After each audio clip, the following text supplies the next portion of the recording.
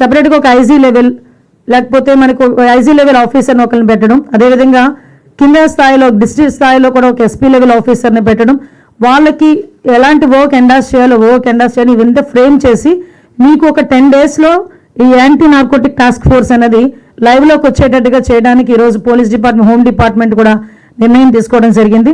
అదేవిధంగా ఇప్పుడు వాళ్ళతోనే ఇప్పుడు అదే కాకుండా వాళ్ళకి సంబంధించిన పూర్తి రైట్స్ ఏ రకంగా చేయాలి, ఒక toll free number last time కూడా చెప్పాం. ఈ రోజు వరకు మీరు అబ్జర్వ్ చేసుకుంటే ప్రతి జిల్లాలోని కూడా ఎస్పీ లెవెల్ ఆఫీసర్స్ దగ్గర, సిపి లెవెల్ ఆఫీసర్స్ దగ్గర ఒక్కొక్క టోల్ ఫ్రీ నెంబర్స్ ఉన్నాయి. కానీ స్టేట్ లెవెల్లో ఒకే టోల్ ఫ్రీ నెంబర్ ఇవ్వడానికి ఈరోజు సిద్ధపడ్డాం. టోల్ ఫ్రీ నెంబర్ ఇచ్చి రివార్డు కూడా, అంటే వాళ్ళు పట్టించిన గంజాయి మోతాదుని బట్టి వాళ్ళకి రివార్డు ఇవ్వడానికి కూడా గవర్నమెంట్ ఈరోజు మన సబ్ కమిటీలో నిర్ణయం తీసుకోవడం జరిగింది. అది కూడా యాజ్ ఎర్లీ యాజ్ పాసిబుల్ ఒక 1 weekలో, యాజ్ ఎర్లీ యాజ్ పాసిబుల్ వీలైతే 1 week లోపలే ఆ టోల్ ఫ్రీ నెంబర్ కూడా మేము ప్రజలందరికీ కూడా కన్వీనియంట్గా ఉండే నెంబర్ కూడా ఇస్తాం. అదేవిధంగా అందులోని కూడా ఎందుకంటే మేము పర్టికులర్గా చెప్తున్నామండి, చాలామంది కుటుంబంలో ఉన్న తల్లిదండ్రులు వాళ్ళ పిల్లలు గంజాయి తీసుకుంటున్నారు అని చెప్పడానికి భయపడుతున్నారు. ఎందుకంటే సొసైటీలో వాళ్ళని ఏ రకంగా చూస్తారు అని చెప్పి బెంగపడుతున్నారు. అలాగని బయటకు వచ్చి నా పిల్లలు గంజాయి తీసుకుంటున్నారు అని చెప్పలేకపోతున్నారు. అలాగని వాళ్ళని తీసుకెళ్లి ఏ రీహాబిలిటేషన్ సెంటర్లోని కూడా పెట్టే పరిస్థితులు కూడా కనిపించట్లే. ఈరోజు హెల్త్ డిపార్ట్మెంట్ వాళ్ళతో కూడా మాట్లాడాం.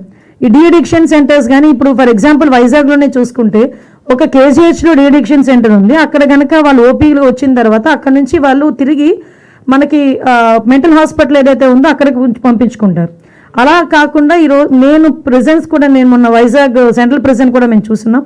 అక్కడున్న హాస్పిటల్స్ లోపల కూడా ఈ రీహాబిలిటేషన్ సెంటర్స్ని ఏర్పాటు చేయడానికి కూడా ఒక ప్రపోజల్ అయితే ఈరోజు సబ్ కమిటీలో ఒక చర్చ అయితే జరిగింది. దాన్ని ఎలా ఇంప్లిమెంట్ చేయాలి ఏంటన్నది దాని మీద కూడా దృష్టి పెట్టుకునే పరిస్థితి.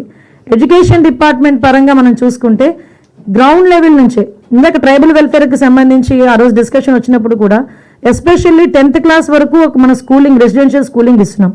బట్ ట్రైబల్ దగ్గరికి వచ్చేసరికి +2 వరకు కూడా నిర్బంధంగా మనకు ఆ విద్యను కూడా మనం అందించగలిగితే, అంటే 10th class పాస్ అయిన తర్వాత ఇంటర్మీడియట్కి కాలేజెస్ లేక కొంతమంది వీటిని డైవర్ట్ అవ్వడం, తర్వాత కొంచెం స్కిల్ డెవలప్మెంట్ సెంటర్స్ అనేది ఏర్పాటు చేయడం, ఇలాంటి వాటి అన్నిటి మీద అంటే ఒకటేంటంటే ఎక్కడ జరుగుతుంది రూట్ని కొంచెం మనం కనుగోవాలి, అక్కడి నుంచే మన చర్యలు అనేవి స్టార్ట్ చేయాలి అనే ఒకే ఒక కాన్సెప్ట్ మీద ఇంత ఇన్డెప్త్గా దీని మీద చర్చ జరగడం జరిగింది.